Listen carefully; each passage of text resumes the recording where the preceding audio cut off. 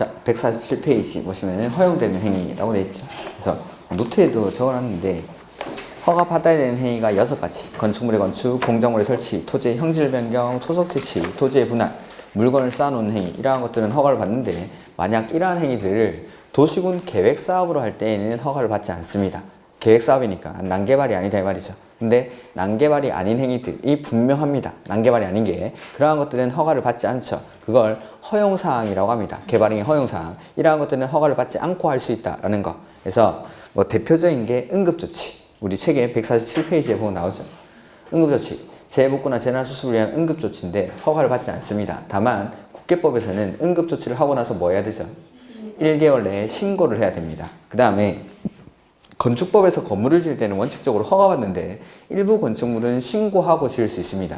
그 신고하고 지을 수 있는 건축물을 개축, 증축, 재축하는 행위, 신축은 아니고 개축, 증축, 재축하는 행위는 건축 신고만 하면 되지 따로 개발행위 허가는 받을 필요가 없다라는 거죠. 그 다음에 나머지 그 밖에 이제 경미한 행위들인데 대표적으로 좀 추려보면은 생업 관련 행위들, 공적인 행위들, 경미한 행위들 이러한 것들은 허가를 받지 않습니다. 여기뿐만 아니라 대부분의 규제 대상에서 빠지는 것들이 요 3가지 경미한 행위들, 생업 관련 행위들, 공적인 행위들은 대부분의 규제 대상에서 제외됩니다. 그래서 이러한 기준을 가지고 한번 읽어보는 거죠. 자, 보면은 첫 번째 그 147페이지 가로 3번에 그 밖에 경미한 행위라고 해서 박스 안에 건축 내 건축이라고 되어 있죠. 근데 거기 뭐 옆에 써놨습니까? 협의대상 건축물. 해서 자 건축법에 가면은 건물을 크게 나눠보면 5가지 정도로 구분할 수 있습니다. 그래서 허가받고 짓는 건물, 그 다음에 신고하고 짓는 건물, 그 다음에 가설 건축물인데 이 가설 건축물이 허가받고 짓는 가설 건축물이 있고 신고하고 짓는 가설 건축물, 그 다음에 마지막으로 협의대상 건축물이라는 게 있습니다. 거기 본문에 보면은 건축 허가 및 건축 신고 내지는 가설 건축물의 건축 허가 내지는 축조 신고 대상 가설 건축물에 해당하지 않는 건축물이라고 되어 있죠. 요 4가지 빼고 남는 게 이겁니다. 협의 대상 건축물. 협의 대상 건축물. 이 협의 대상 건축물이라는 건 건축물을 짓는 사람이 국가나 지자체입니다. 국가나 지자체. 국가나 지자체가 건축물을 건축하려고 할 때는 허가받는 거 아니고 신고하는 거 아니고 허가권자와 협의를 하고 건물을 짓습니다. 그래서 이런 것들은 공적, 생업, 경미 중에 공적인 걸로 보시면 되겠죠. 공적인 행위. 그래서 국가나 지자체가 건물 지으니까 공적인 행위인 겁니다. 이렇게. 그래서 이런 것들은 허가받지 않는다는 거. 그 다음에 공작물의 설치인데 일단 숫자 나오는 거 버리겠습니다. 1번, 2번 숫자 나오는 거 버립니다. 3번에 녹지, 관리 또는 농림지역에서 농림어업용 비닐하우스. 농림어업용 비닐하우스는 뭐 생업 관련 행위겠죠. 농사 짓는 거니까. 이런 것들은 허가받지 않습니다. 생업 관련 행위가. 다만 가로 안에 뭐는 제외되죠? 육상, 어류, 양식장은 제외된다. 그 양식장에 있는 물들이 주변 토사로 흘러 들어가면 토양 오염이 되고 수질 오염이 되니까 이러한 것들은 허가받게 하는 겁니다. 양식장에 있는 물들 때문에. 그 다음에 3번에 토지의 형질 변경. 1번, 2번에 숫자 나오니까 버립니다. 이거. 디귿. 보면은 조성이 완료된 기존 대지라고 돼 있죠. 깎고 쌓고 다지고 포장하고 다 했습니다. 그리고 나서 건물을 짓다 보니까 조금 수정할 부분이 있어서 하는 형질 변경. 이러한 것들이 이제 경미한 행위인 거죠. 경미한 행위. 그러니까 깎고 쌓고 다지고 포장하고 다 했는데 건물 짓다 보니까 조금 수정하는 행위. 이러한 것들을 위한 형질 변경은 경미한 행위라서 따로 허가받지 않습니다. 근데 가로 안에 절토 성토는 제외한다라고 돼 있죠. 깎고 쌓고 하는 것까지 경미한 걸로 보진 않겠다라는 겁니다. 깎고 쌓고는 이런 것들은 경미한 게 아니니까 허가받으라는 거죠. 그 다음에 리을에 국가 지자체 나오죠. 그 뒤에 공익사항까지 나왔죠. 이건 뭐 뒤에 읽을 필요도 없습니다. 공적 목적이죠. 이렇게. 그 다음에 토속 채취 숫자 나오니까 버립니다. 토지의 분할 보시면은 기읍 사도개설 허가 도로 만드는 겁니다. 도로 만드는 거. 니은에 일부를 공공용지 공용지. 그 다음에 디귿 행정재산 이렇게 나있죠. 그 다음에 리을에 토지의 일부가 도시군 계획시설. 도시군 계획시설이 뭐죠? 기반시설. 그러니까 기읍부터 리을까지는 한마디로 그냥 공적 목적이라고 생각하시면 됩니다. 공적 목적으로 하는 행위들이니까 허가를 받지 않습니다. 그 다음 아까 토지를 주거지역 60, 사원공업 150, 녹지 200, 기타 60 미만으로 그거보다 작게 분할할 때 허가받죠. 근데 그거보다 크게 분할하면 허가받을까요? 안 받을까요? 안 받습니다. 그래서 건축법 57조 거기 57조의 건축법에 따른 분할 제한 면적 미만으로 분할합니까? 이상으로 분할합니까? 이상으로. 크게 분할하니까 이런 건 허가받지 않습니다. 그러니까 토지를 잘게 쪼개버리면 효용 가치가 떨어지면서 난개발을 유발할 수 있지만 크게 분할할 때는 괜찮으니까. 그래서 이상으로 분할하는 거. 오케이. 그다음에 물건을 쌓아놓은 행위도 숫자 나오는 거 버립니다. 자, 숫자 나오는 걸 버린 이유는 이게 뭐 특별한 그 논점이 있는 게 아닙니다. 그렇기 때문에 그냥 버렸는데 혹시나 궁금하실까봐 보면은 숫자 나오는 것들은 쌍으로 나옵니다. 두 개씩 나와가지고 일단 도시지역이랑 지구단위 계획구역 이렇게 나있고 그 다음에 도시지역이나 지구단위 계획구역 외지역 이렇게 크게 두 가지로 쌍으로 나와 있습니다. 보면은 그리고 도시지역에서는 이만큼까지는 괜찮은데 외지역에서는 이만큼까지는 괜찮습니다. 즉 밖으로 나가면 숫자가 커집니다. 자, 이거 외울 필요 없습니다. 외울 필요 없는데 이번에 공작물에 설치 보실까요? 147페이지. 그러면 기역에 도시지역 또는 지구단위 계획구역 이렇게 되어 있죠. 니은에 도시지역, 자연환경 보전지역 및 지구단위 계획구역 외지역 이런 식으로 크게는 구분이 됩니다. 보통은 약간씩 차이가 있는데 크게는 도시지역이나 지구단위 계획구역 아니면 도시지역이나 지구단위 계획구역, 자연환경 보전지역 외지역 그리고 밖으로 나가면 숫자가 좀 커집니다. 보면은 공작물에 설치해 50톤, 50세제곱미터, 50제곱미터죠. 근데 밖으로 나가면 3배 커지죠. 150톤, 150세제곱미터, 150제곱미터. 그 다음에 형질 변경도 50cm, 50cm 이렇다가 밖으로 나가면 660제곱미터 이하 뭐 이렇게 돼 있죠. 그 다음 토석 설치 4번에 도시지역 또는 지구단위 계획구역 그 다음에 니은에 도시지역, 자연환경 보전지역 및 지구단위 계획구역 외의 지역 이런 식으로 구분하고 여기는 10배가 커집니다. 숫자가. 그래서 25제곱미터, 50세제곱미터인데 밖으로 나가면 250제곱미터, 500세제곱미터 그 다음에 6번에 물건을 쌓아놓은 행위도 마찬가지 녹지지역은 도시지역이죠. 또는 지구단위 계획구역 이고 니은에 관리지역 이건 도시지역 외지역이죠. 여기도 10배 커집니다. 25제곱미터, 50톤, 뭐 50세제곱미터인데 밖으로 나가면 250제곱미터, 500톤, 500세제곱미터 뭐 이런 식으로 숫자가 바깥으로 나가면 커집니다. 그래서 뭐 숫자를 일일이 다 기억할 필요까지는 없는데 혹시나 해서 하는 겁니다. 혹시나 해서 굳이 기억할 필요 없고 다음 중 이렇게 개발행위 허가에서 문제가 나오면은 대표적으로 이제 나오는 게 다음 중 허가받아야 되는 행위는 허가 안 받고 할 수 있는 행위는 이런 거 구분하는 문제가 나옵니다. 뭐 지문으로 섞여서 나올 수도 있고 이러이러한 행위를 할 때는 허가받아야 된다. 이거는 허가를 받지 아니하고 할 수 있다. 라고 나오는데 정답을 찾으실 때 뭐 숫자라는 게 나오면은 그건 제일 나중에 다른 거에서 다 정답 찾아보고 정 없을 때 이걸 찍는 거예요. 이걸. 그러니까 숫자 나오는 건 가장 마지막에 안 해보셔도 상관없습니다. 이런 것들은 뭔가 논점이 있는 게 아니기 때문에 이런 것들 숫자 바꿔내는 건 너무 문제 수준이 유치하다고 해야 됩니다. 이런 것들은 박사님들인데 이런 걸 내지 않습니다. 박사님들이. 그래서 이런 것도 숫자는 크게 뭐 의미를 안 두셔도 관계는 없습니다. 이렇게. 그 밑에 4번에 개발행위 허가의 절차라는 게 나왔죠. 자, 개발행위를 할 때는 이러한 절차를 거쳐서 하게 된다라는 거. 그래서 허가받아야 되는 행위 건축물의 건축, 공작물의 설치, 토지의 형질 변경, 토속 채취가 있는데 그러한 행위들을 하려고 할 때 어떠한 절차를 거치냐라는 거죠. 자, 여기서 토속 채취를 한번 해보죠. 이 토속 채취 행위를 하려는 갑은 먼저 허가 신청을 해야 됩니다. 허가권자에게. 아까 허가권자 누구였죠? 특광시군. 지금부터 이 개발행위 허가 파트에 나오는 것들은 권한자가 대부분 특광시군입니다. 딱 한 개 빼고. 개발행위 허가에서는 무조건 이 허가권자, 특광시군이 다 합니다. 그러면 이 허가권자는 신청을 받고 나면 허가 여부에 대해서 판단을 해야 됩니다. 고민을 하는데 신청을 받고 나서 며칠 안에 허가 내지는 불허가 처분을 하죠? 15일 내에 허가 내지는 불허가 처분을 하게 됩니다. 그래서 불허가를 할 때에는 왜 불허가를 하는지에 대한 처분, 사유를 통지해 줍니다. 그리고 허가를 받은 경우, 허가를 하는 경우에는 허가증을 교부를 하게 되고 이 허가증을 받아서 갑이 사업에 착수를 하는 거죠. 해서 공사가 완료가 되면 마지막에 준공검사를 받습니다. 이러한 절차로 개발행위를 하게 됩니다. 여기에다가 내용을 좀 추가를 해보죠.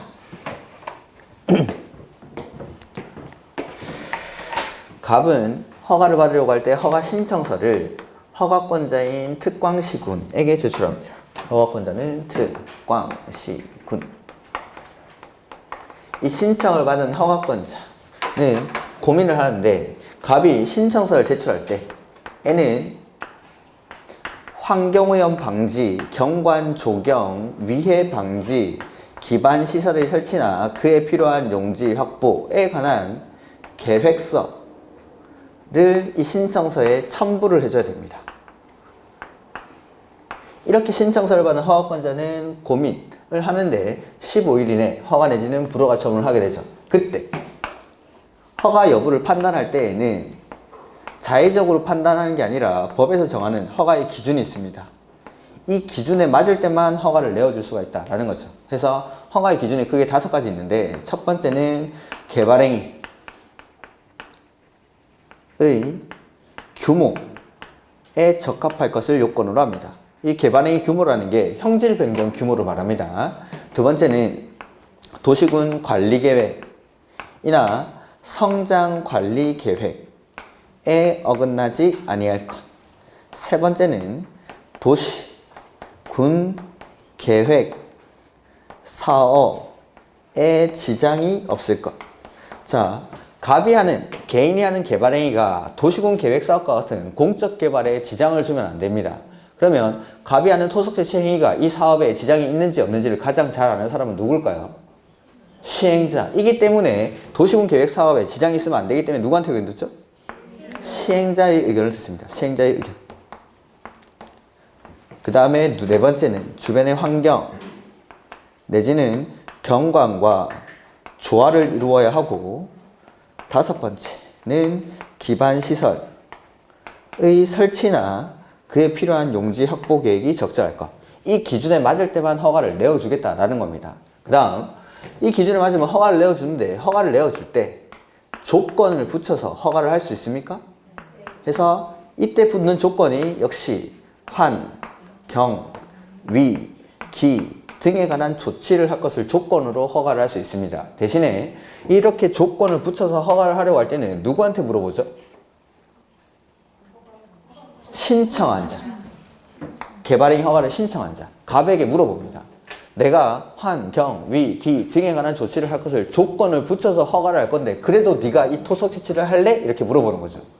조건을 붙일 건데도 이렇게 허가를 할 거냐, 개발행위를 할 거냐라는 걸 신청한 자에게 물어봅니다. 조건을 붙일 때는. 그러니까 도시군 계획사업에 지장이 있으면 안 되니까 시행자한테 의견을 듣고, 조건을 붙일 때는 개발행위 허가를 신청한 자에게. 근데 이 조건이라는 거는 미래의 이행 여부가 확실합니까? 불확실합니까?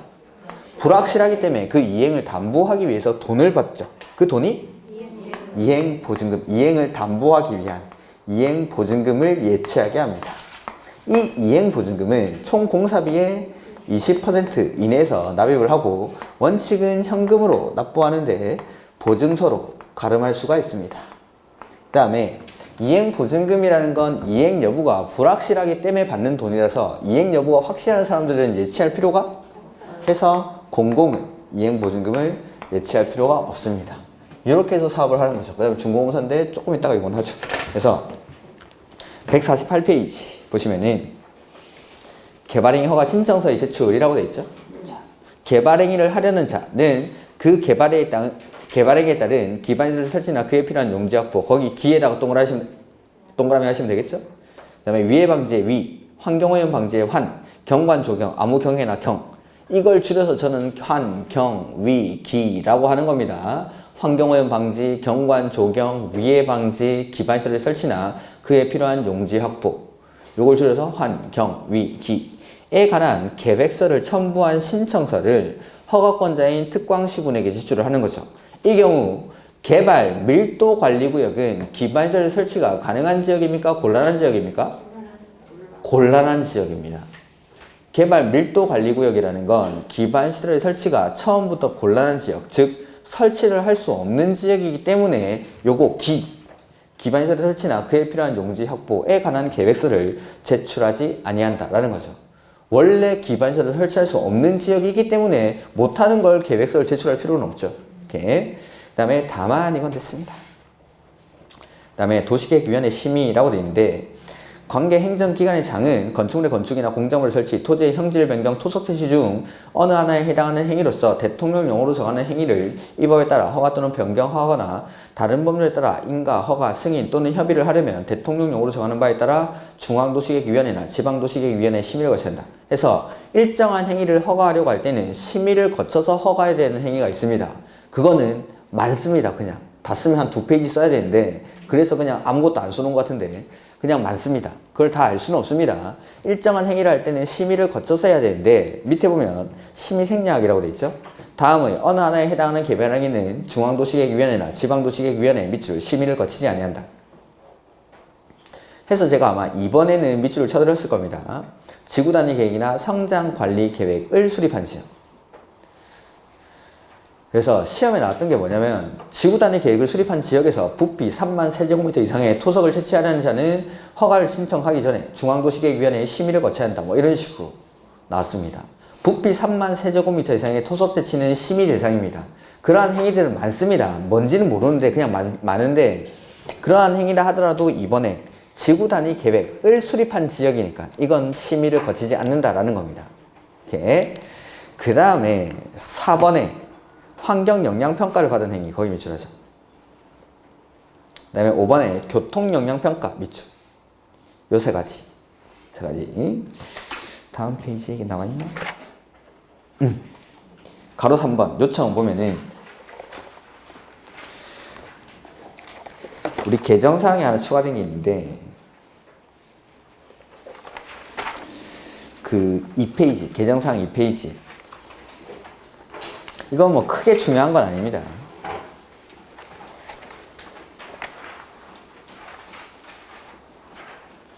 이 페이지 맨 밑에 보면 9번 있죠? 거기 개발행위에 대한 도시계획위원회 심의라고 해서 다음의 어느 하나에 해당하는 개발행위는 중앙도시계획위원회나 지방도시계획위원회 심의를 거치지 않는다 해서 제가 방금 읽은 거 세 가지 거기 써놨습니다. 지구단위 계획이나 성장관리 계획을 수립한 지역, 그 다음에 교통영향평가랑 환경영향평가 거친 행위, 요거죠. 요건데 다만 위의 개발행위 요 세 가지입니다. 요 세 가지가 도시군 계획에 포함되지 아니한 경우에는 관계 행정기관의 장에게 대통령령으로 정하는 바에 따라 중앙도시계획위원회나 지방도시계획위원회 심의를 받도록 요청할 수 있다라고 되어 있죠. 자, 보면 우리 책에 보죠.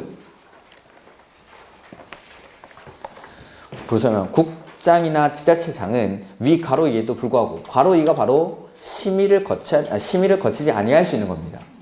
심의를 거치지 아니할 수 있는 경우에도 불구하고 환경영향평가를 받은 행위, 그 다음에 교통영향평가 요것만 나와 있죠. 근데 개정을 하면서 하나를 더 추가한 게 2번 지구단위 계획이나 성장관리 계획을 수립한 지역에서 하는 개발행위입니다. 이해가 안 가시나?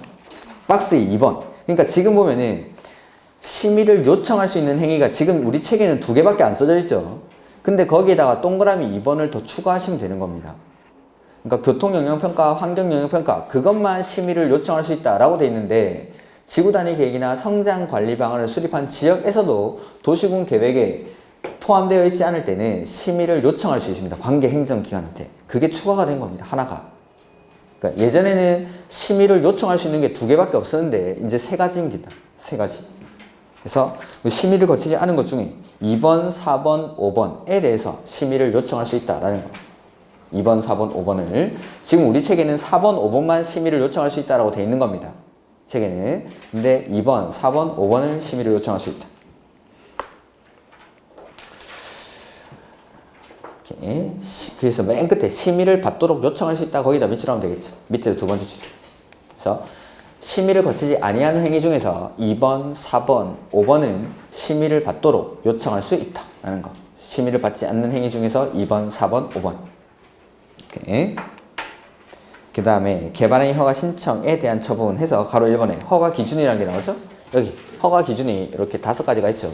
이 기준에 맞을 때만 허가를 내어주고 허가에 기준에 하나로 어긋나면은 불허가 처분을 하면서 이러한 사유로 불허가를 한다라는 걸 통지해 주는 겁니다. 그래서 특별시장, 광역시장, 시장군수는 개발행위 허가 신청 내용이 다음의 기준에 맞는 경우에만 개발행위 허가 또는 변경 허가를 하여야 한다 해서 1번 용도 지역별 특성을 고려해서 다음으로 정하는 개발행위 규모에 적합할 것. 다만 이하는 일단 넣어주시고 해서 그 규모를 이쪽에 정리해 보죠. 주거지역, 상업지역, 자연녹지, 생산녹지일 때는 규모가 1만 제곱미터 미만입니다. 미만. 그 다음에 보전녹지랑 자연환경 보전지역에서는 5,000제곱미터 미만. 그 다음에 나머지 공업, 관리, 농림은 3만 제곱미터 미만일 때 허가를 받을 수가 있다라는 겁니다. 이 기준에 적합할 때만 허가를 내어주겠다라는 거지, 이 기준에 적합하면 허가를 안 받고 하는 게 아닙니다. 주거지역에서 주거지역의 9,000제곱미터의 토지에 대해서 형질 변경 허가를 하려는 자는 허가를 받지 아니하고 할 수 있다, 뭐 이런 거 아니고 허가를 받아야 된다는 거. 그리고 주거지역에서는 1만 제곱미터 미만일 때 허가를 받을 수 있으니까 9,000제곱미터일 때는 허가를 받을 수 있겠죠. 1만 제곱미터 미만에 해당하니까. 그래서 이 기준에 적합할 때만 허가를 내어주겠다라는 뜻입니다. 허가를 안 받는 게 아닙니다. 그래서 주거지역, 상업지역, 자연녹지, 생산녹지는 1만 미만, 보전녹지, 자연환경 보전지역은 5천 미만, 나머지 공업, 관리, 농림은 3만 미만일 때 허가를 받을 수가 있다 해서 여기 주, 상, 자, 생일이라고 했죠? 주상자 생일입니다. 주상자 생일. 그러니까 봐야겠죠? 보자. 몇 시에? 5시. 주상자 생일 보자 5시. 주, 상, 자, 생일 요 숫자는 나중에 개발법에 가면 또 나오니까 이런 것도 기억하셔야 됩니다. 주거지역, 상업지역, 자연녹지, 생산녹지는 1만 미만. 나머지 자연환경 보전지역, 보전녹지는 5천 미만. 그 다음에 공업, 관리, 농림은 3만 미만일 때 허가를 받을 수 있다. 그 다음 이번에 도시군 관리계획 및 성장 관리 계획에 어긋나지 아니할 것. 그 다음에 세 번째는 도시군 계획 사업에 지장이 없을 것이라고 되어 있죠. 그래서 누구한테 의견 듣죠? 그래서 151페이지 가로 2번으로 제가 화살표 보내놓으라고 했죠. 그래서 보면 가로 2번에 151페이지 가로 2번에 특별시장, 광역시장, 시장군수는 개발행위 허가 또는 변경 허가를 하려면 그 개발행위가 도시군 계획사업 시행에 지장을 주는지에 관해서 해당 지역에서 시행되는 도시군 계획사업의 시행자의 의견을 들어야 된다. 그 다음에 아까 보던 거 맞아보죠. 150페이지 4번에 앞에 거 그냥 쭉 한번 읽어보시면 되고, 주변의 환경이나 경관과 조화를 이룰 것. 그 다음에 다섯 번째가 기반시설 설치나 그에 필요한 용지 확보 계획이 적절할 것. 이 기준에 맞을 때 허가를 받을 수가 있다라는 겁니다. 그 다음에 개념 플러스 이건 뭐냐면은 관리지역, 농림지역에 대해서는 그 규정에 의한 면적 범위 안에서, 그러니까 3만 제곱미터의 면적 범위 안에서 특별시, 광역시, 시군의 조례로 따로 정할 수가 있습니다. 관리지역이나 농림지역, 요겁니다. 관리지역이나 농림지역에서는 3만 제곱미터의 범위 안에서 조례로 따로 정할 수가 있다라는 거. 그 다음 그 뒤에 나오는 거, 위의 면적 규정을 적용함에 있어 개발행위 허가 대상인 토지가 밑줄 둘 이상의 용도지역에 걸치는 경우라고 되어 있죠. 이럴 때에는 각각의 용도지역에 위치하는 토지 부분에 대해서 밑줄 각각의 용도지역의 개발행위 규모에 관한 규정을 적용.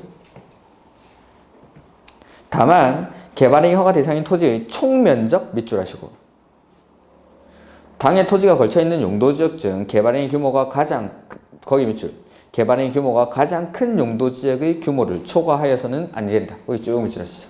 자, 이게 무슨 말인지 보죠. 자, 내가 이렇게 토지를 가지고 있는데 이 토지에서 개발행위 허가를 신청하려고 합니다. 근데 이 토지가 이렇게 주거지역과 농림지역 이렇게 걸쳐 있다라고 해보죠. 그리고 주거지역에 속하는 부분은 9,000제곱미터, 농림지역에 속하는 부분은 25,000제곱미터입니다. 자, 이렇게 둘 이상의 용도지역에 걸쳐 있는 토지에서 개발행위 허가를 신청하려고 할 때에는 각각의 용도지역에 속하는 부분에 대한 개발행위 규모에 적합해야 됩니다. 즉 주거지역에 속하는 부분은 주거지역일 때는 기준이 얼마죠? 1만 미만이니까 1만 미만이어야 하고, 농림지역에 속하는 부분은 3만 미만이어야 합니다. 그래서 주거지역 1만 미만 맞습니까? 농림지역 3만 미만 맞습니까? 일단 통과. 이거는 그 다음 여기에서 하는 개발행위는 하나의 개발행위입니까? 두 개의 개발행위입니까? 여기다가 건물을 건축하는 거죠. 이렇게. 건물이 한 개입니까? 두 개입니까? 한 개. 그럼 하나의 개발행위입니까? 두 개의 개발행위입니까? 그렇죠. 한 개의 개발행위죠. 자, 한 개의 개발행위니까 여기서 총 면적을 따지죠. 총 면적. 자, 일단은 각각의 용도지역에 속하는 부분에 대한 개발행위 규모에 적합해야 되고, 이 합쳤을 때 총 면적이 개발행위 규모가 가장 큰 용도지역의 규모를 초과하면 안 됩니다. 하나의 개발행위이기 때문에. 그래서 이거 합치면 얼마죠? 면적이? 34,000이 되죠. 34,000인데 이 걸쳐있는 용도지역 중에 개발행위 규모가 큰 데가 농림지역 이거는 3만 미만이어야 되죠. 3만을 초과해버리죠. 그래서 허가를 받을 수가 없다라는 겁니다. 여기서는. 그래서 일단은 각각의 용도지역의 개발행위 규모에 적합해야 되고 하나의 개발행위이기 때문에 총 면적을 따지는데 이 총 면적 역시 걸쳐있는 용도지역 중에서 개발행위 규모가 가장 큰 용도지역의 규모를 초과해서는 아니 된다라는 거. 자, 허가를 받도록 그럼 바꿔보죠. 여기 9,000 놔두고 여기는 2만 제곱미터 이렇게 바꿔보죠. 그러면은 일단 주거지역 1만에 해당합니까? 네. 농림지역 3만 미만 해당합니까? 네. 그리고 합쳤을 때는 2만 9천이 되죠? 그러면 이제 이 합쳤을 때 총 면적 역시 걸쳐있는 용도지역 중에 개발행위 규모가 가장 큰 농림지역 3만 미만에 해당합니까? 네. 허가를 받을 수가 있다라는 거. 이렇게. 그래서 각각의 용도지역의 규모에 적합해야 되고 총 면적 역시 개발행위 규모가 가장 큰 용도지역의 규모를 초과해서는 아니 된다라는 거. 그 다음에 허가 기준의 구분이라고 나오죠. 그 밑에 가로 3번에. 자, 허가 기준이 이렇게 5가지가 있는데 이 기준은 모든 용도지역에서 동일하게 적용하는 게 아니라 각각의 용도지역마다 그대로 적용하기도 하고 다르게 적용하기도 합니다. 강화 또는 완화하기도 하고. 그래서 크게는 3가지, 시가와 유보, 보전 이렇게 구분하죠. 그래서 보면은 허가할 수 있는 경우 그 허가 기준 지금 151페이지 맨 밑입니다. 왜 이렇게 막 넘어다니시지? 제 순서대로 보고 있는데 책의 순서대로 보고 있는데 제가. 그래서 허가 기준의 구분 보시면은 허가할 수 있는 경우 그 허가의 기준은 지역의 특성, 지역 개발 상황, 기반시설 현황 등을 고려해서 다음의 구분에 따라 대통령령으로 정한다 해서 크게 1번, 2번, 3번에 시가와 유보, 보전 이렇게 나누죠. 시가와 용도는 이미 개발이 끝난 곳이기 때문에 이 기준을 100% 그대로 적용합니다. 해서 토지 이용 및 건축물의 용도, 건폐율, 용적률, 높이 등에 대한 용도 지역의 제한에 따라서 용도 지역의 제한 기준을 그대로 적용하겠다라는 겁니다. 거기 3군데가 어디죠? 주거지역, 상업지역, 공업지역. 주거지역, 상업지역, 공업지역. 근데 유보 용도라는 건 앞으로 개발을 할 수도 있고 안 할 수도 있죠. 그러니까 이 기준을 어떻게 하죠? 강화하기도 하고 완화하기도 합니다. 개발을 할 수도 있고 안 할 수도 있으니까 기준을 강화하기도 하고 완화하기도 하고. 거기가 어디죠? 계획관리, 생산관리, 자연녹지. 제가 유보용도 3군데를 좀 기억하시라고 했습니다. 계획관리, 생산관리, 자연녹지. 이렇게. 그 다음에 나머지는 보전용도입니다. 보전용도라는 건 보전이 목적이죠. 그러니까 기준을 어떻게 할까요? 강화해서 적용합니다. 기준을. 그래서 기준을 강화해서 적용하는 것이 보전용도. 그래서 위에 있는 3가지, 위에 있는 2가지, 주거지역, 상업지역, 공업지역, 그 다음에 계획관리, 생산관리, 자연녹지 빼고 나머지는 싹 다 유보용도. 이렇게. 그 다음 가로 4번에 성장관리 방안 나오죠. 요거는 성장관리 계획으로 개정이 됐으니까 제 자료에 그 정리가 되어 있습니다. 그래서 나중에 조금 이따가 이거 보고 마지막에 정리를 하겠습니다. 이렇게. 그래서 거기 152, 153, 154페이지 위에 있는 박스까지 싹 지워버리시면 됩니다.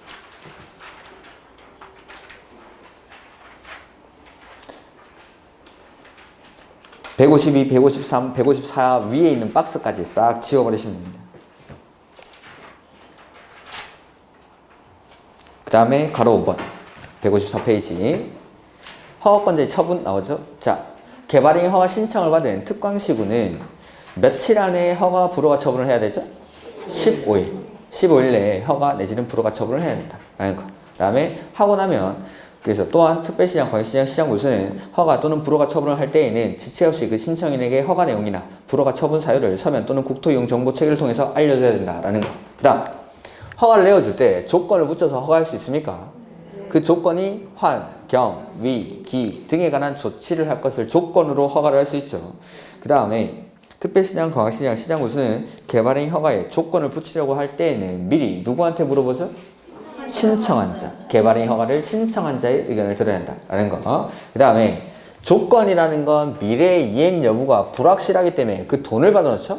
그게 이행보증금 해서 동그라미 1번 보시면은 155페이지 그래서 원칙, 특별시장, 광역시장, 시장군수는 환, 경, 위, 기 등을 위해서 필요하다고 인정되는 경우로서 다음에서 정하는 경우에는 이의 이행을 보증하기 위해서 개발행위 허가를 받는 자로 하여금 이행보증금을 예치하게 할 수 있다. 해서 이행보증금 예치 사유가 5가지 그 밑에 나옵니다.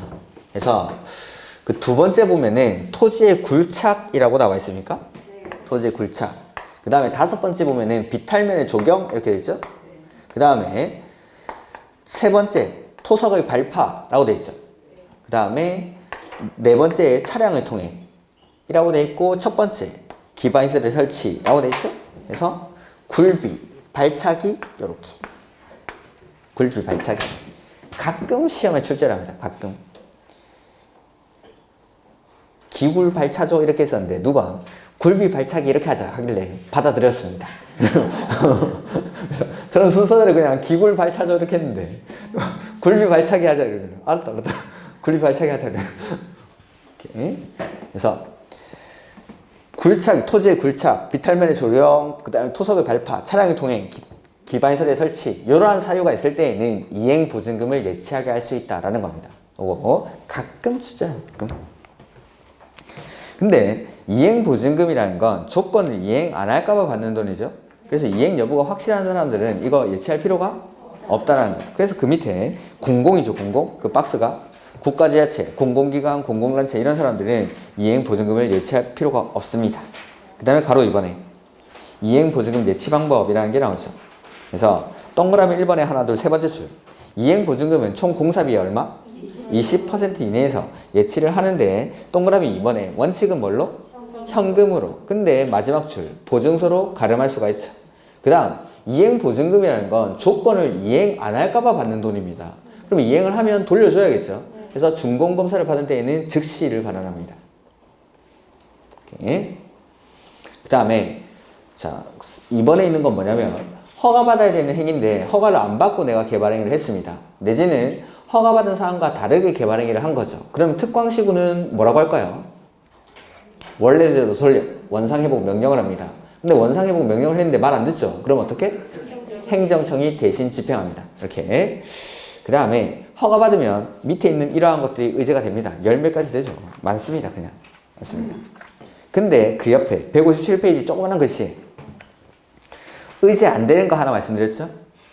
건축 허가는 의제가 안 됩니다. 개발행위 허가를 받았다고 하더라도 건축법에 따른 건축 허가는 의제가 안 됩니다. 근데 제가 건축법 할 때 말씀드렸는데 반대로는 된다고 했죠? 자, 개발행위 허가를 받았다라고 해서 건축 허가가 의제되는 건 아닙니다. 건축 허가가 의제되는 건. 근데 건축 허가를 받으면 개발행위 허가 이건 의제가 됩니다. 반대로 이렇게. 그래서 개발행위 허가를 받으면 건축 허가는 의제가 안 되지만 이러한 것들만 유의하시고 개발행위 허가를 받으면 뭐뭐뭐에 대한 허가를 받은 것으로 본다, 뭐 신고를 한 것으로 본다 이런 것들은 다 옳은 지문입니다. 그냥 개발행위 허가를 받으면 뭐뭐뭐에 대한 허가를 받은 것으로 본다, 신고를 한 것으로 본다, 인가받은 것으로 본다 이런 것들은 그냥 옳은 지문이다 라고 생각하시면 되는데 제가 몇 가지 주의하셔야 될 것만 몇 가지 말씀드릴 겁니다. 이런 것들은 조금 주의하셔야 됩니다. 그래서 개발행위 허가를 받았다고 해서 건축 허가가 의제되는 건 아니라는 거. 예? 그 다음 나머지 내용들은 그냥 안 보셔도 됩니다. 159페이지 개발행위 복합 민원 일간 협의회 이런 거 안 보셔도 되고 그 다음에 160페이지 준공공사 나오죠? 자, 이렇게 공사를 하고 나면 공사가 완료가 되고 준공사를 받는데 우리 허가받아야 되는 행위가 6가지 있었죠? 건축물의 건축, 공작물의 설치, 토지의 형질 변경, 토석 채취, 토지의 분할, 물건을 쌓아놓는 행위 그 모든 행위가 다 준공사를 받는 건 아닙니다. 그래서 그 중에서 허가받아야 되는 행위는 건축물의 건축, 공작물의 설치, 토지의 형질 변경, 토석 채취 얘네는 준공사를 받습니다. 근데 토지의 분할이나 물건을 쌓아놓는 행위 이건 준공사를 요하지 않는다라는 거. 자, 전에 말씀드렸는데 외형 변화가 있냐를 가지고 구분합니다. 원래 여기 나대지였는데 여기에다가 새로 건물을 짓는 거죠. 그러면은 내가 허가 신청한 내용이랑 지어진 건물이 잘 맞는지 일치하는지를 확인하기 위해서 준공사를 받습니다. 근데 원래 한 필지에 토지가 있는데 이걸 분할을 합니다. 1번지, 1-1번지 이렇게 분할을 하면은 밖에서 보기에는 외형적으로는 전혀 변화가 없더라는 거죠. 그래서 외형 변화가 없는 것들은 준공공사를 요하지 않는다라고 생각하십시오. 이렇게. 그래서 물건을 쌓아놓는 행위랑 토지의 분할 안 받는다라는 게 아마 옆에 써져 있겠죠. 네, 그거까지 같이 기억하셔야 됩니다. 기본서에도 써져 있죠. 그래서 토지의 분할이나 물건을 쌓아놓는 행위, 얘네들은 준공검사를 요하지 않는다라는 거. 이렇게. 그 다음에 2번 이거 그냥 통째로 안 봐도 됩니다. 다른 법률에 의한 준공검사 의지 이거 됐고, 그 다음에 9번에 개발행위 허가 제한이 나오죠. 그 전에 이거 다시 한번 보죠. 자, 개발행위 허가 대상인 행위를 하려는 자는 먼저 허가 신청서를 제출해야 됩니다. 특, 광, 시, 군, 허가권자에게. 근데 이 신청서에는 환경오염 방지, 경관 조경, 위해 방지, 기반시설 설치나 그에 필요한 용지 확보에 관한 계획서를 이 신청서에 첨부를 해야 되죠. 근데 개발 밀도 관리구역에서는 요거 기반시설 설치나 그에 필요한 용지 확보에 관한 계획서를 제출하지 않습니다. 설치가 곤란한 지역이기 때문에 그렇습니다. 그 다음 허가권자는 이 신청서를 받으면 허가 여부에 대해서 며칠 안에 고민하죠? 15일 이내에 판단을 하고 국토이용 정보 초계라든지 서면을 통해서 알려줘야 됩니다. 근데 이 고민을 할 때 N은 자의적으로 하는 게 아니라 법에서 정하는 허가의 기준이 있죠. 그게 크게는 5가지. 그래서 첫 번째, 개발행위 규모에 적합할 것을 요건으로 합니다. 이 개발행위 규모가 형질 변경 규모인데 그게 요거.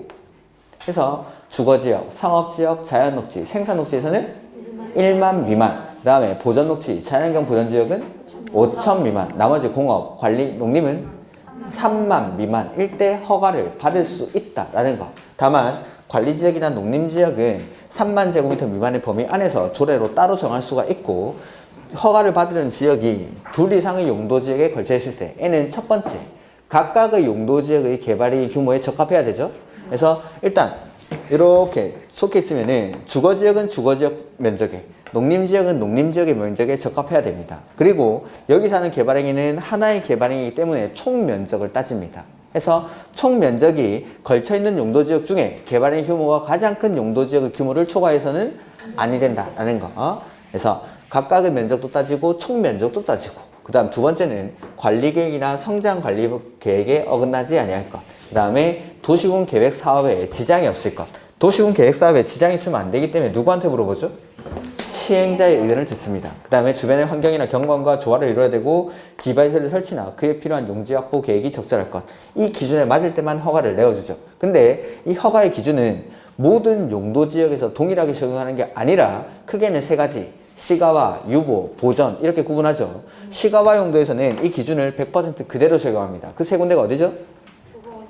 주거지역, 상업지역, 공업지역. 근데 유보 용도는 앞으로 개발을 할 수도 있고 안 할 수도 있죠. 그래서 기준을 어떻게 하죠? 강화하기도 하고, 심의를 거쳐서 강화하기도 하고 완화하기도 하고. 거기 3군데가 계획관리, 생산관리, 자연녹지. 계획관리, 생산관리, 자연녹지. 두 문자를 외우실 때 유의하셔야 됩니다. 생산 이렇게 계생자 있는데 생산 녹지당 생산 관리 또 있죠. 생산 녹지, 생산 관리 이런 게 헷갈리면 안 됩니다. 나중에. 그 다음에 보전 용도는 보전의 목적이니까 이 기준을 강화해서 적용합니다. 그게 나머지 이렇게. 그 다음에 이 기준에 맞으면 허가를 내어주는데, 허가를 내어줄 때 조건을 붙여서 허가할 수 있습니까? 조건, 환, 경, 위, 기 등에 관한 조치를 할 것을 조건으로 허가를 할 수 있고, 조건을 붙여서 허가를 하려고 할 때는 누구한테 물어보죠? 개발행위 허가를 신청한 자의 의견을 듣습니다. 그 다음 조건이라는 건 미래 이행 여부가 불확실하기 때문에 그 이행을 담보하기 위해서 돈을 받아놓죠. 그게 이행보증금. 이행보증금은 총 공사비 20% 이내에서 예치를 하는데 원칙은 현금으로, 근데 보증서로 가름할 수가 있다라는 거. 그리고 이행 여부가 확실한 공공들은 이행보증금을 예치할 필요가 없죠. 국가지자체, 공공기관, 공공단체 이런 사람들은 이행보증금을 예치하지 않습니다. 그 다음 이거는 보증금이니까 나중에 돌려줍니다. 언제?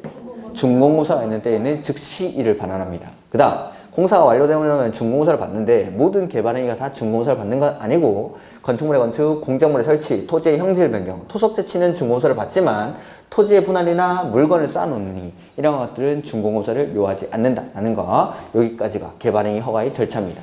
이렇게. 그 다음 161페이지 개발행위 허가의 제한이라는 게 나오죠.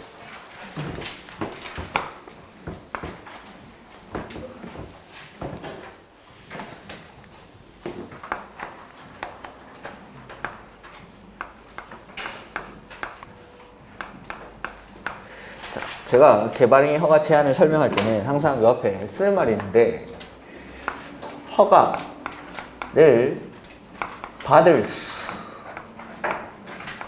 있음에도 불구하고 허가를 제한합니다. 그러니까 나는 당연히 허가를 받을 줄 알고 허가 신청을 하는 거죠. 그럼에도 불구하고 허가권자가 너의 개발행위를 제한하겠다라고 합니다. 그럼 예 알겠습니다 하고 집에 갑니까? 왜? 하고 물어봅니까? 그래서 물어보죠. 첫 번째가 왜가 나와요. 왜? 제한할 수 있는 사유가 필요합니다. 그러니까 허가를 받을 수 있는 행위임에도 불구하고 제한을 하기 때문에 이러한 사유가 있을 때만 제한을 할 수가 있다라는 겁니다. 그래서 제한할 수 있는 사유가 5가지 나오죠. 첫 번째, 녹지지역이나 계획관리지역에서 수목이 집단적으로 자라고 있거나 조수류 등이 집단적으로 서식하는 지역 내지는 우량농지로서 보존할 필요가 있는 지역. 두 번째는 개발행위로 해서 주변의 자연환경, 경관, 미관, 문화재 등이 크게 오염되거나 손상될 우려가 있는 지역. 세 번째는 기본계획이나 관리계획을 수립 중인 지역이죠. 수립 중인 지역으로서 이 계획이 결정이 되고 나면 용도지역, 지구구역의 변경이 예상이 되고 그 변경에 따라 허가의 기준이 크게 달라질 것이 예상되기 때문에 기다려 하는 겁니다. 기다려. 그 다음 네 번째, 지구단위 계획구역. 지구단위 계획구역이 지정이 되고 나면 3년 안에 아까 뭐 했죠? 지구단위 계획을 수립했습니다. 지구단위 계획 구역이 지정되고 나면 지구단위 계획을 만들어야 됩니다. 다섯 번째는 기반, 시설, 부담, 구역인데 이건 아마 다음 주에 할 것 같은데 기반시설 부담구역이 지정되고 나면 1년 안에 기반시설 설치 계획이라는 걸 수립합니다. 즉 4번, 5번은 공통점이 곧 계획을 수립할 예정인 곳들입니다. 즉 3번, 4번, 5번을 연결해서 읽어보면 계획을 수립 중이거나 계획을 수립할 예정인 곳. 아직 계획이 안 만들어져 있으니까 계획이 만들어지면 허가를 내어주겠다라는 뜻입니다. 그러니까 기다려 하는 거죠. 기다려. 이렇게 이러한 사유가 있을 때 허가를 제한할 수 있다라는 거. 그 다음 제한이라는 건 허가를 영구적으로 안 내어주겠다라는 게 아니라 일정 기간 동안만 그 사람의 허가를 막아두는 겁니다. 그러니까 두 번째로 나와야 되는 게 언제까지 제한하는지 기간입니다. 기간.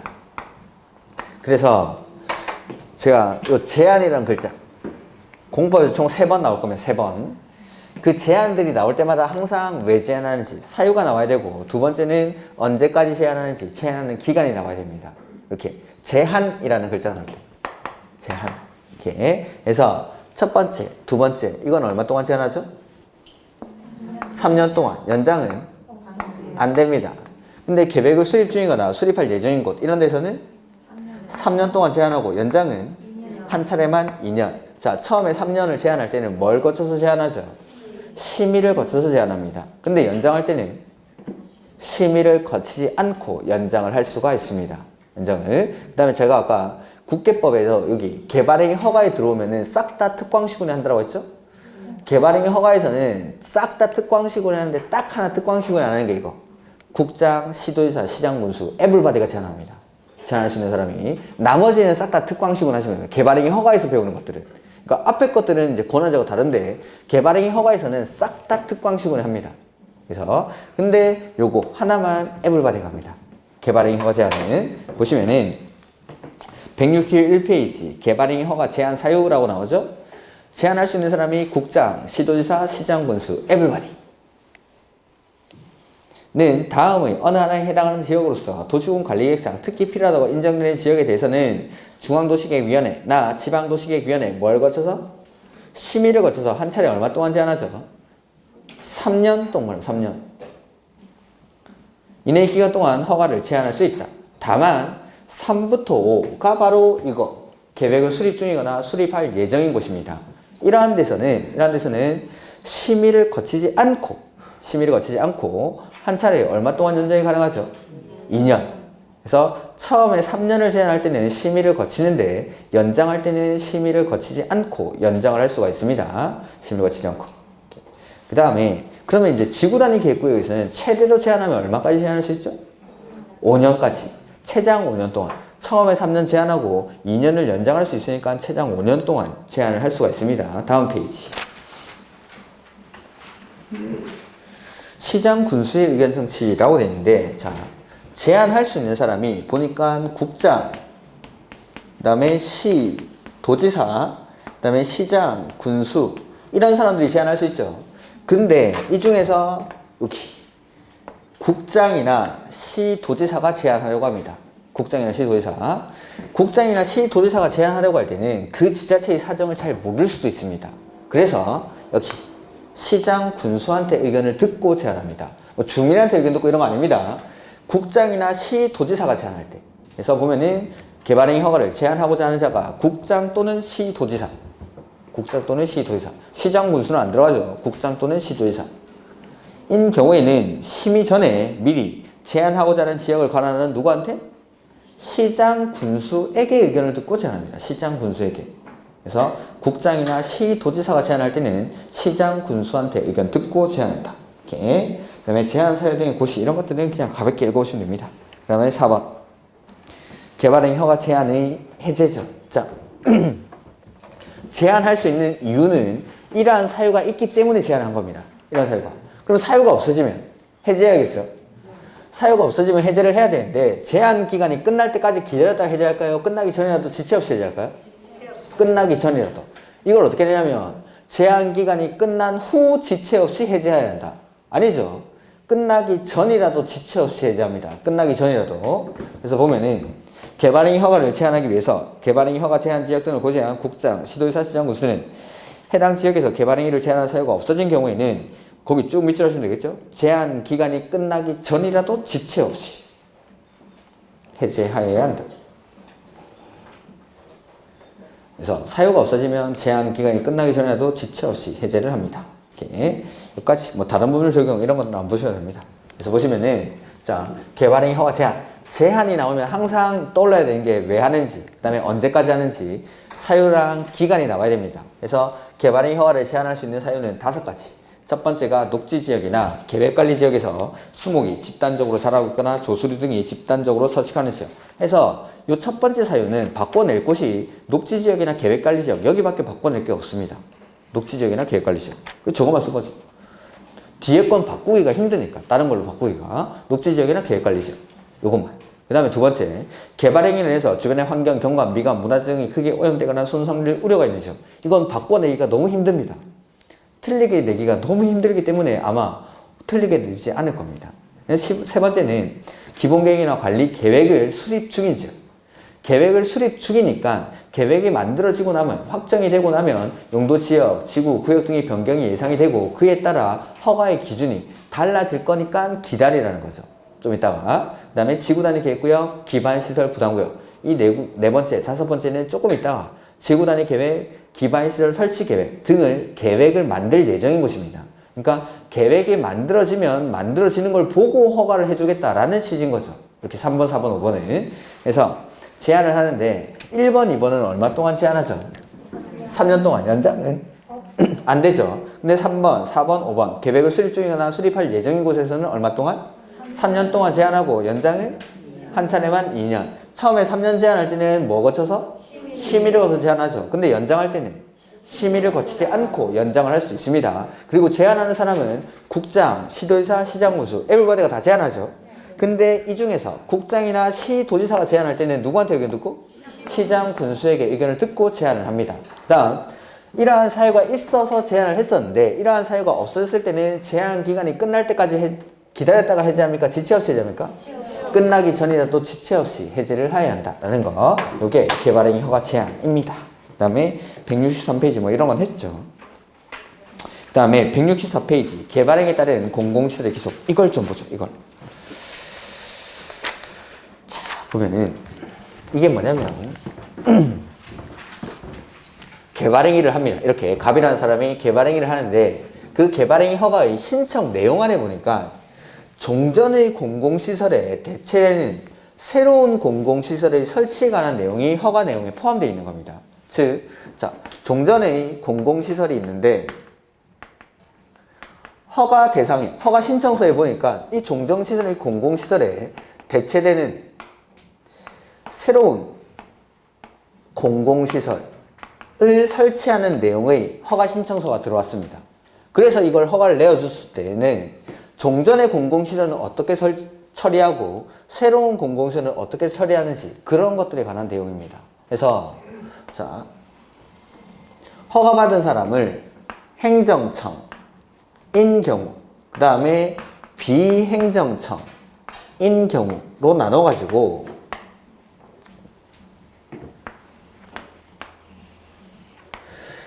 새거 어떻게 하는지, 헌거 어떻게 하는지 요겁니다. 자, 새로 설치한 공공시설이죠. 새거. 요거는 허가받은 사람이 행정청이든 비행정청이든 상관없습니다. 이 공공시설을 관리할 관리청에 무상으로 귀속됩니다. 근데 이 종전걸 처리하는 방법에서 차이가 납니다. 그래서 허가받은 사람이 행정청인 경우에는 종전의 공공시설은 이 허가받은 사람에게 무상으로 귀속됩니다. 근데 비행정청일 때는 무상으로 귀속되는 건 아니고 종전의 공공시설은 새로운 공공시설의 설치 비용에 상당하는 범위 안에서 무상으로 양도를 합니다. 양도. 여기서 차이가 나요. 여기서. 예? 그 다음에 제 노트에 소유권 귀속 시기도 써놨습니까 혹시? 그렇죠. 제가 안 쓸 사람이 아니죠. 그래서 보면은 요까지만 알아도 그냥 큰 문제는 안 되는데 소유권 귀속 시기는 아직 시험에 나온 적은 없습니다.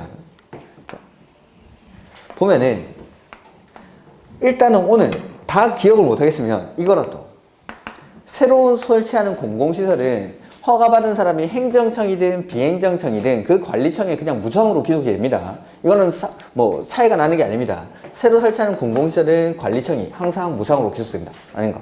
요거는 여기만 나오는 거 아니고 앞에서 배웠던 도시군 계획시설 사업에도 나오고 개발행위 도시개발 사업에도 나오고 여러 군데 나옵니다.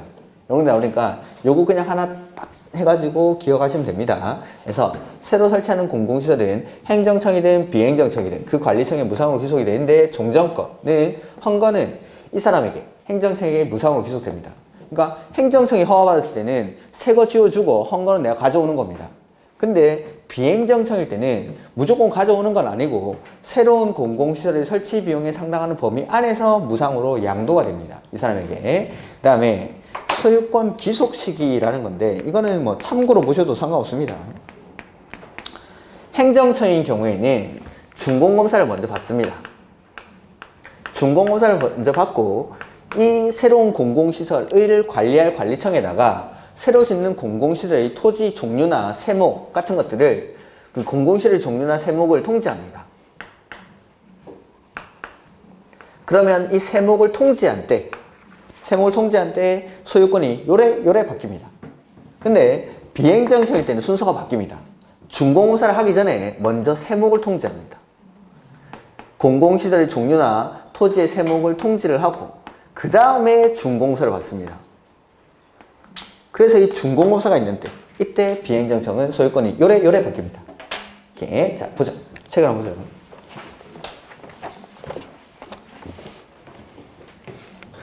그래서 뭐 공공시설 등의 귀속이라고 되어 있는데 개발행위 허가를 받은 자가 행정청인 경우라고 되어 있죠. 행정청. 요런 거죠. 요 줄 쭉 보시면 되는 거죠.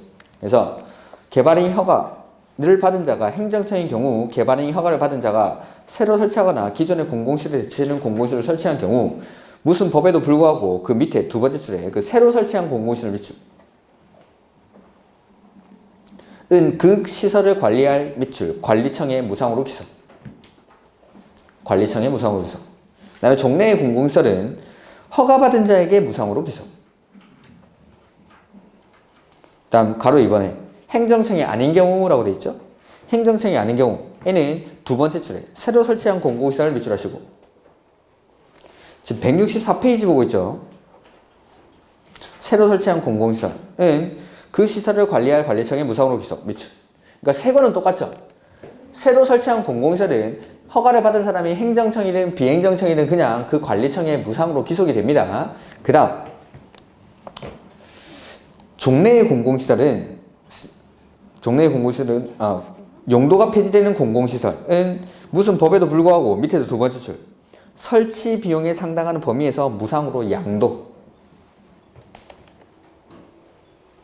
이렇게 그 다음에 소유권 기속 시기는 옆에 페이지에 나오는데 그 위에 관리청의 의견 청취라고 되어 있죠. 이번에 자 여러분은 뭐 공짜로 주면 무조건 좋습니까?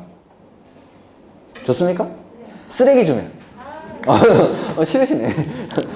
그러니까 자 새로 설치하는 공공시설은 무조건 이 공공시설을 관리할 관리청에 무상으로 기속이 되는 겁니다. 근데 나는 인력이라든지 작은 부족으로 인해서 이런 더 추가되는 공공시설을 관리하기에 곤란한 기간입니다. 그런 사람들은 공짜로 준다고 해도 싫을 수가 있겠죠. 해서 거기 특별시장, 광역시장, 시장군수는 공공시설 기속에 관한 사항이 포함된 개발행 허가를 하려면 미리 해당 밑줄 공공시설이 속한 관리청의 의견을 써야 됩니다. 이 사람이 나중에 관리를 해야 되니까 물어보는 거죠. 이렇게 그 다음에 가로 2번, 가로 3번인 건 됐습니다. 공공시설의 기속 시기 보시면은 개발행위 허가를 받은 자가 행정청 밑줄 하시면 되겠죠. 맨 밑에 가로 1번 행정청 인 경우에는 그 세목을 통지한 날 밑줄 그 밑 하나 둘 세 번째 줄 세목을 통지해야 한다라고 되어 있죠. 그래서 세목을 밑줄 해놓고 그 줄 끝에 통지한 날 밑줄 하시면 되겠죠. 세목을 통지한 날. 다음 페이지 행정청이 아닌 경우 이렇게 N은 밑에서 두 번째 줄 준공검사를 받음으로써 거기 밑줄 뭐 책 보기 귀찮으시면 그냥 노트 보셔도 상관없습니다. 그렇게 보시면 상관없습니다. 이렇게 그 다음에 5번, 6번, 7번 이런 거 따라 안 보셔도 됩니다.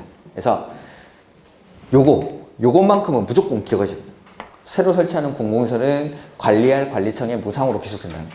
요거 개발법에 가면 또 나올 겁니다. 이거 새로 설치한 공공시설은 관리청에 무상으로 기속. 그 다음에 개정사항 나눠드린 거 마지막에 하나 보죠.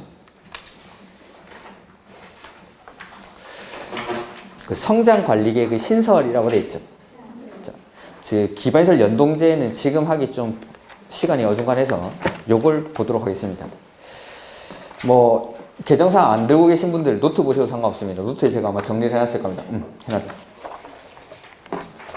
그래서 자 예전에는 성장관리 방안이라고 불렀었는데 이걸 성장관리계획으로 개정을 하면서 성장관리계획 구역에서 성장관리계획을 수립하는 걸로 그렇게 됐습니다. 이렇게 해서 보면은 먼저 성장관리계획 구역을 지정을 해야 됩니다. 누가 하냐면 특광시군. 제가 개발행위 허가에서 배우는 건 싹 다 특광시군이 한다고 했습니다. 그래서 특별시장, 광역시장, 시장군수는 거기 녹지, 관리, 농림, 자연환경 보전지역. 그러니까 개정사항을 보셔도 되고 노트의 17페이지를 보셔도 됩니다. 그래서 특광시군이 녹지지역, 관리지역 그 책에는 없습니다. 기본서를 찾으시면 안 됩니다. 책에는 그게 없습니다. 녹지지역, 관리지역, 농림지역, 자연환경 보전지역. 그러니까 성장관리계획구역으로 지정할 수 없는 지역은 주거지역, 상업지역, 공업지역입니다. 예전에 성장관리방안이라는 게 있을 때 문제에 나왔던 게 뭐냐면 다음 중 성장관리방안의 수립 대상 지역이 아닌 것은 이렇게 나왔습니다. 그래서 그 밑에 박스가 하나 보이십니까? 보면 개발 수요가 많아 무질서한 개발이 진행되고 있거나 진행될 것으로 예상되는 주거지역 이렇게 낸 적이 있습니다.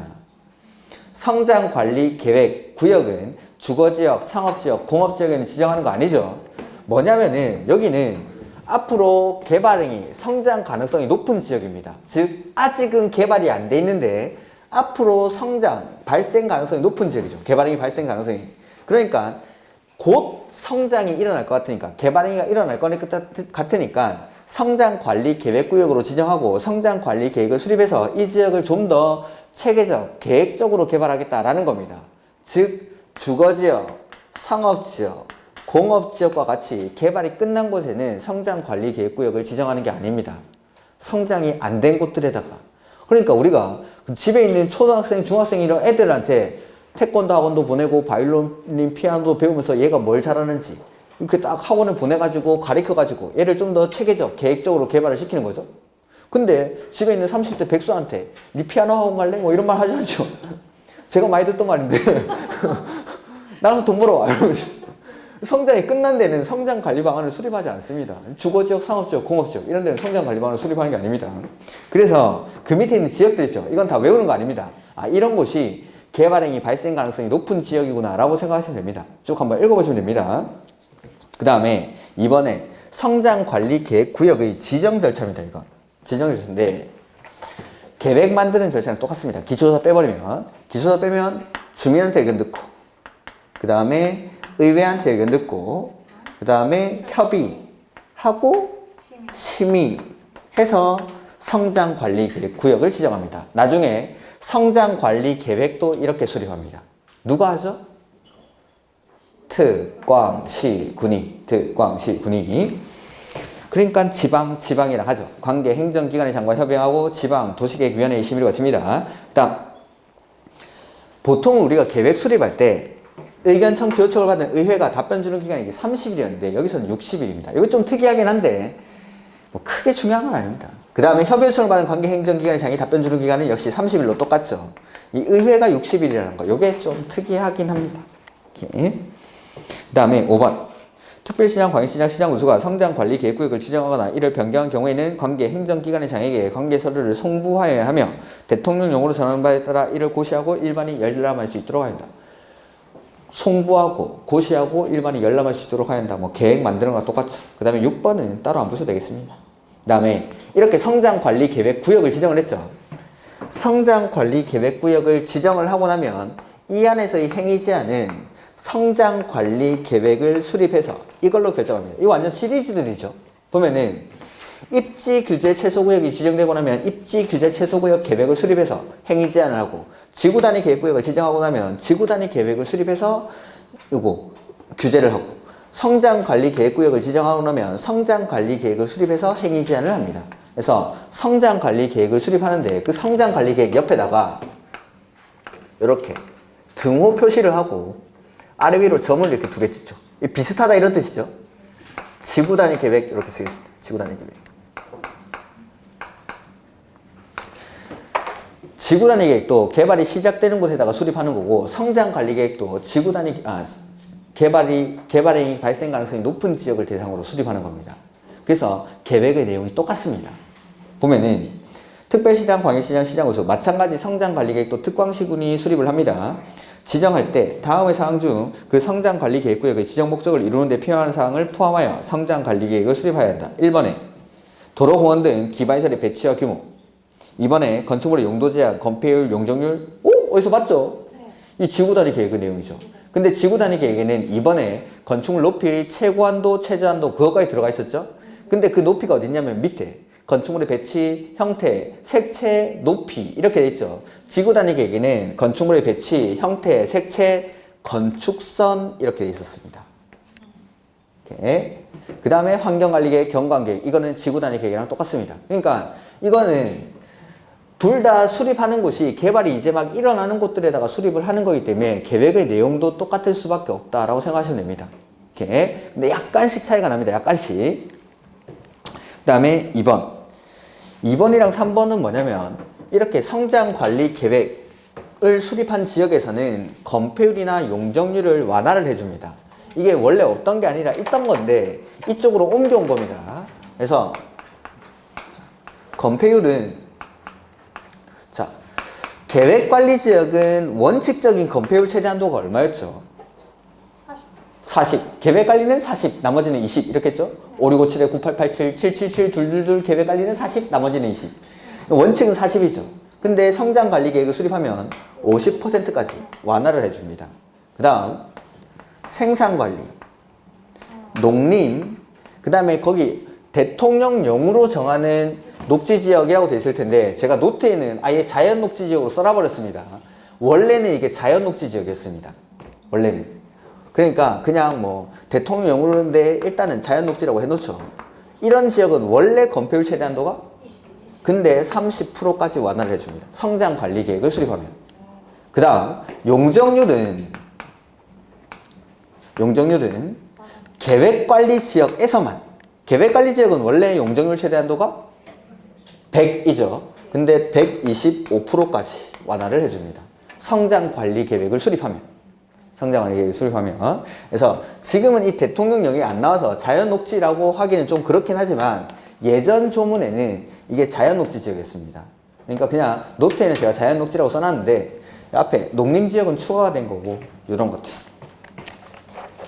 그 다음에 보시면은 동그라미 4번에 성장관리 계획의 수립 절차는 지정 절차를 준용한다고 했죠? 여기 이거랑 똑같이 주민한테 의견 듣고 의회한테 의견 듣고 협의하고 심의하고 이렇게 의견 제시하는 기간도 60일, 30일 이런 것들 똑같이. 그 다음 성장관리 계획도 재검토를 합니다. 5년마다. 그 다음에 6번은 안 보셔도 되고 성장관리계획 구역에서의 개발행위인데 아까 말씀드렸죠. 성장관리계획구역이 지정되고 나면 성장관리계획으로 행위 제한을 합니다. 그게 가로 3번. 그래서 성장관리계획구역에서 개발행위 또는 건축물의 용도 변경을 하려면 그 성장관리계획에 맞게 해야 됩니다. 성장관리계획에 맞게. 그래서 이 성장관리계획은 원래 없던 건 아니고 있던 조문을 성장관리계획구역으로 바꾼 겁니다. 성장관리계획으로 이렇게 한 거니까 일단 이렇게 하고 다음 주에는 이제 국계법 남은 거 조금 있습니다. 그거 조금 하고 그 다음에 개발법에 한 수용 정도까지 봐오시면 되지 않을까 생각합니다. 수용이 몇 페이지지? 환지까지는 못할 것 같고